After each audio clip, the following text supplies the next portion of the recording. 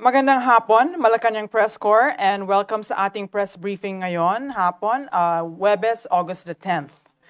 Recently, President Ferdinand R. Marcos Jr. announced the suspension of the Manila Bay reclamation projects, noting several issues, among them its impact on flooding of Metro Manila and other environmental concerns. And to give us more details about this, we have here today Department of Environmental and Natural Resources Secretary Maria Antonia Yulo Loizaga. Good afternoon, Secretary Loizaga. Good afternoon, Daphne, and thank you very much for this opportunity to again clarify some of these matters. I think that maybe the best way to start is to reiterate that, as you may have heard in the SONA, this is an administration that understands the intersection between sustainable development, um, the environment, biodiversity, climate change, and land use change, among others. And so we're here at the point where the president has then issued a suspension of reclamation projects in Manila Bay, really to look into number one, the environmental impacts, but also the social impacts of these activities. And on the part of the DNR, we are, of course, as I have said before, looking into the compliances under the conditions under which the ECCs and the area clearances were issued. So this is the role of the DNR, and as I've said before, we have already started to look at the compliance issue, and we are continuing to do that, starting with, of course, the ongoing, but then we will look into all the projects for compliance. Opening the floor to questions. Kathy Valente, Manila Times. Yes, ma'am. Good afternoon. Ma'am, Senator Cynthia Villar claimed that you are afraid of influential people behind the Manila Bay Reclamation Project. Who are these influential people and bakit ilag tayo or afraid tayo?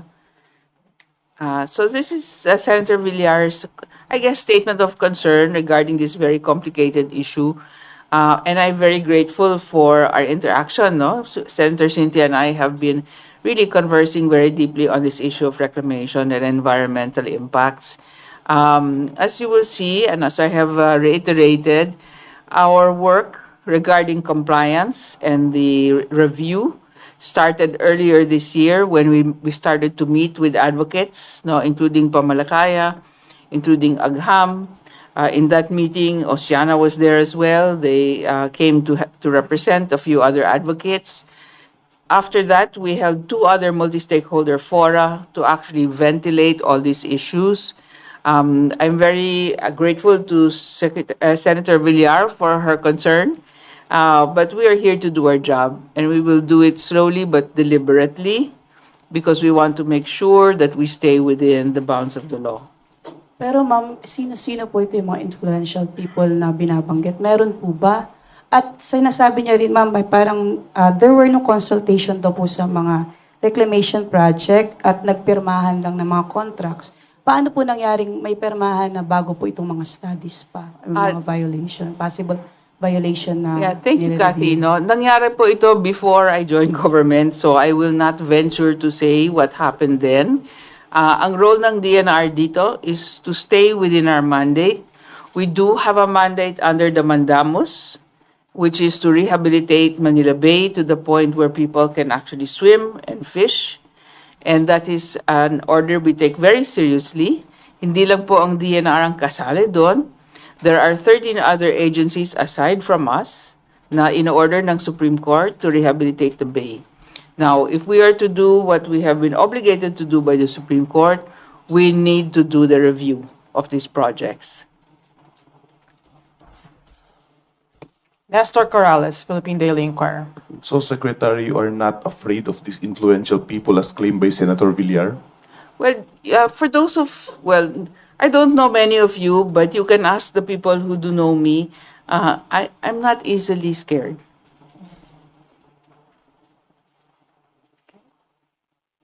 Thank you. Okay, Ivan Myrina, GMA 7. Secretary, the President said that all except one has been suspended. May we know which is this one that was allowed to proceed? Actually po, upon clarification with the President, and as you will see on the suspension, all are under review. So all are under review? Yes, sir. Okay. Under review, while they are under review, they are not allowed to proceed. But apparently, ma'am, the Philippine Reclamation Authority is saying that they don't have any communications from the Office of the President for them to impose this suspension. As we speak, in effect na po ba yung suspension? I have a copy of the suspension, so I think that the PRA will also have a copy. So that's, as we speak, ma'am, in effect na to? As soon as the President speaks, I think that will be in effect. No. And so he actually declared this over the last couple of days, I think, when he was in the Pampanga area for the Bulacan area for the flood Yeah. incident, and we now have a formal. Yeah. Yes, ma'am. The reason I ask is, as of yesterday, reclamation activities were still ongoing in the bay. So, there. Yes. So we just have had something issued today. Thank you. Thank you. Maricel Halili, TV5. Hi ma'am, good afternoon. Ma'am, hihingi lang po kami ng detalye tungkol dun sa suspension. How long will these reclamation projects be suspended? Well, the issue really here is the cumulative impact assessment, and I've said this before to the group, no? The scientific team that we are actually engaging will be organized by this month, no? As I've shared with you. And we intend to provide a program of work once they have all met together. Hindi lang po ito simple because cumulative impact assessment involves drivers, it involves feedbacks, no? And it involves many different disciplines. I have heard some observations noting that I have not mentioned social scientists. For those of the people who know me, know that I've been an advocate of transdisciplinary work, not not multi, but transdisciplinary work. That means the disciplines need to intersect, the results need to reflect the intersections between the disciplines. And when you say transdisciplinary work, we learn from communities, we learn from experts in practice, we don't just learn from scientists who are professors. What's our target? We will know once the scientific team converges and the work program will be laid out. So again, this will include physical scientists, oceanographers, as well as, of course, geologists. There will be climate scientists on board. There will be social scientists on board. Okay. Alexis Romero, Philippine Star. Secretary, just to clarify, you mentioned that all projects are under review. Is it accurate to say that all of these projects are suspended? The declaration is really that all of these projects are suspended at this point, no? So all are under review. We have to take our time, really beginning with those that are ongoing because they're in fact already impacting the areas.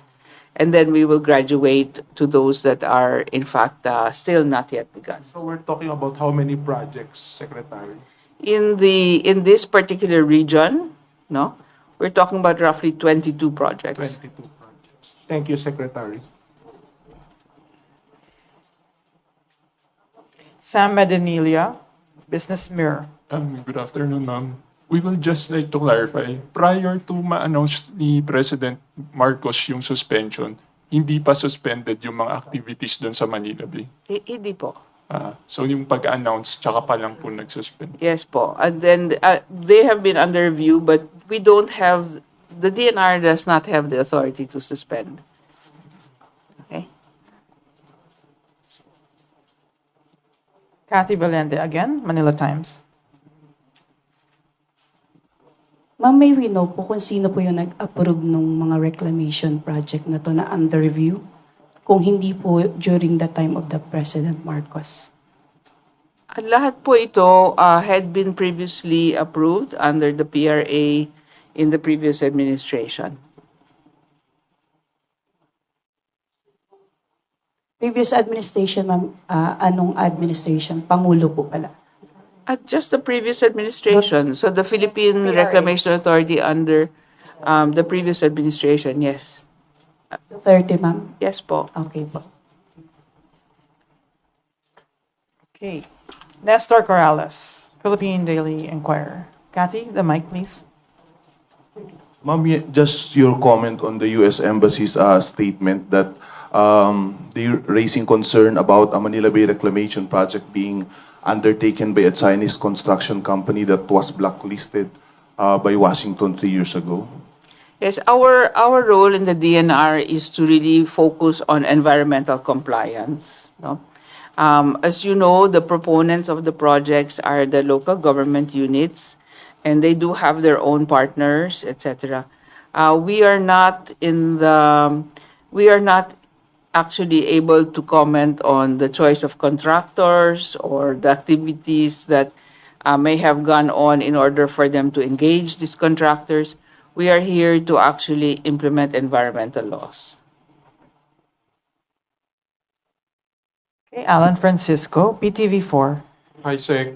Sec, what is the long-term outcome or effect of this reclamation, please? Yes, as we know, any disruption in any natural ecosystem will alter its function.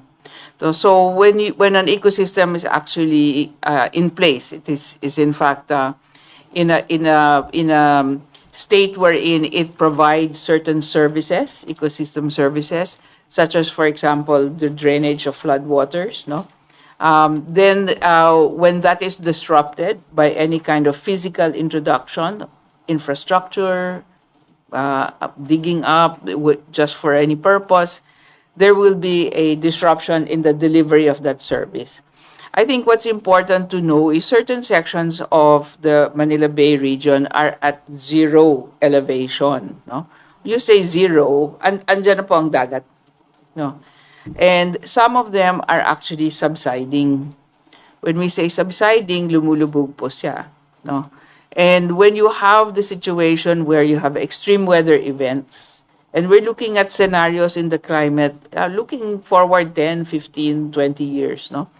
When you have extreme weather events, what's important is the ecosystem service of drainage for flood management, for example, needs to be preserved and enhanced, especially because the city of Manila and other cities around the bay have areas which are heavily populated, quite well developed, but almost at zero elevation. So, in terms of the long-term prospects, no, we need to take into consideration climate change impacts on the cities that are involved and the municipalities that are involved. We need to take into consideration the geological risk. As you know, there has been many discussions on the big one. I mentioned the last time when I was here, I think, hindi lang po ang big one sa West Valley Fault. May Manila Trench scenario rin ang FIVOX. At yun po ang, for me, what needs to be taken into consideration in the long term, but also in the very medium term, because we may in fact have an event that would impact everything that is built around the Bay region. Thank you. Pia Gutierrez, ABS-CBN. Ma'am, if ever po itong impact assessment natin ng mga reclamation projects, magpakita na it has negative effects sa environment natin, pwede po bang umabot yan na the government will also hold yung mga previous DNR officials who approved yung mga ECCs accountable? I cannot answer a speculative question such as that, no? However, our job moving forward is to make sure that we are able to, with transparency, assure compliance so that the sustainable development of this area is possible.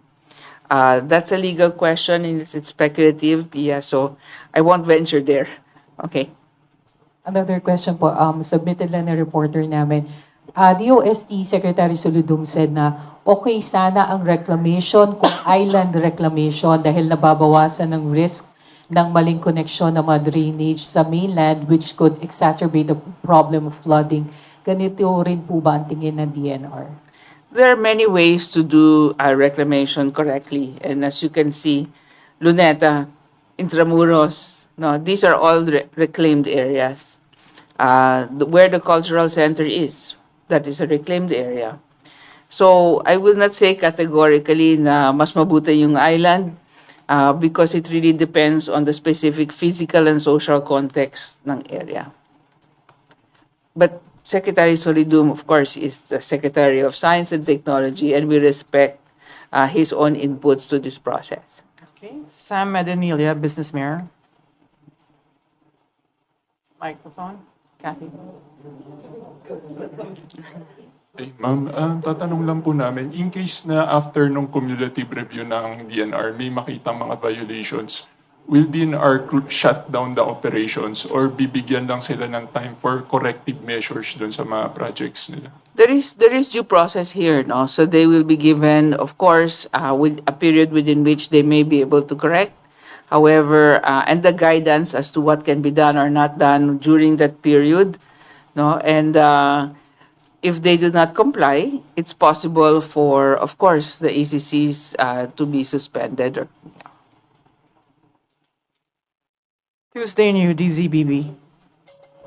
Hi, ma'am. Clarification lang po. Yung pinapakita niyo sa aming papel, ma'am, ay suspension order na po ba yan? And dated when? And naibigay po ba, naibigay na ng kopya doon sa 22 reclamation projects? I think you would have to wait for the official release, no? However, the 22 projects will be written to. Some of them have already been written to on the part of DNR, no? In terms of the compliance review, no? So, regardless of whether suspended sila or hindi, gagawin namin ang review for compliance, no? So, just to give you a little bit of background, when the ECCs and the area clearances were issued, there were conditions attached to those ECCs and area clearances. So we're looking now at the actual compliance to those conditions, no? And yun po ang medyo mabigat na trabaho because ang dami po niyan. And it involves multiple agencies giving their no objection or objection to the different projects. Follow up lang, ma'am. Sa Senate inquiry po ay na-question ang Department of Public Works and Highways dahil parang sinasabi ni Secretary Bonoan, wala sila doon sa technical group para doon sa reclamation project na yan. Sabi niya, binibigyan lang sila ng paper para sabihin na kung approve sila or not doon sa project. Pwede ba yon na mag-say yes ka or no kung hindi naman pala sila kasama doon sa technical group? Actually, there is a process by which the different departments are all given the opportunity to certify that they have objection or no objection. So, nandiyan na yan. It's part of the process. Not everyone will be part of the actual reclamation. Remember, these are local government-owned projects, and therefore the local governments are now going to be in collaboration with the PRA implementing whatever approvals that they have, no? Sa totoo lang, in fact, the DNR is not even a member of the monitoring teams, no, of the projects, and we are hoping that we in fact can correct that situation.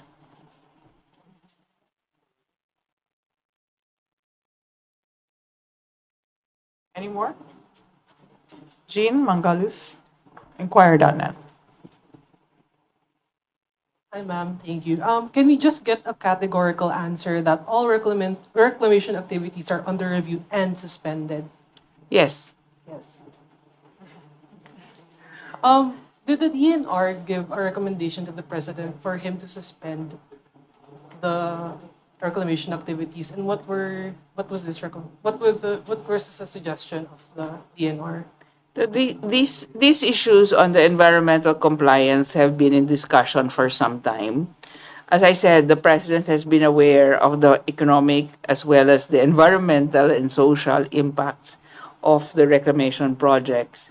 And therefore, I cannot speak for him in what made him make that decision at this point. However, we provided what we have as far as the inputs from the DNR in terms of the need for the cumulative impact assessment. I should say this. The cumulative impact assessment is actually part of EO 74. And if you can look that up, that is a very critical EO, no? And it actually mandates certain actions to be taken regarding the formulation of a national and regional reclamation policy. That is what we're also wanting to do. And we also would like to review the whole governance procedure over these types of decisions moving forward. I was actually going to ask clarification on that. I took some notes. Given that the Manila Bay Reclamation Area impacts all of Metro Manila and not just the LGUs fronting it, I suppose I was going to ask about the governance aspect and what can we reform or moving forward, and what do you think of how this was implemented?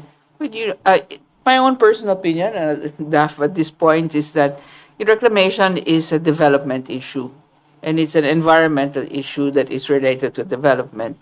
And therefore, the decisions regarding reclamation really should be part of an overall economic and social and environmental strategy to achieve the sustainable development goals. And so the procedures that we need to design then need to reflect the performance of the country against those goals and against the Philippine Development Plan overall.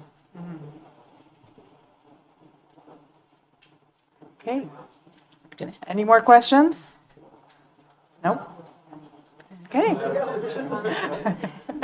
Don't be shy. Okay. Thank you so much, Malacanang Press Corps. Thank you, Secretary Loizaga. Thank you, Daphne. Magandang Salamat hapon po. sa Salamat inyong po. lahat. Thank you.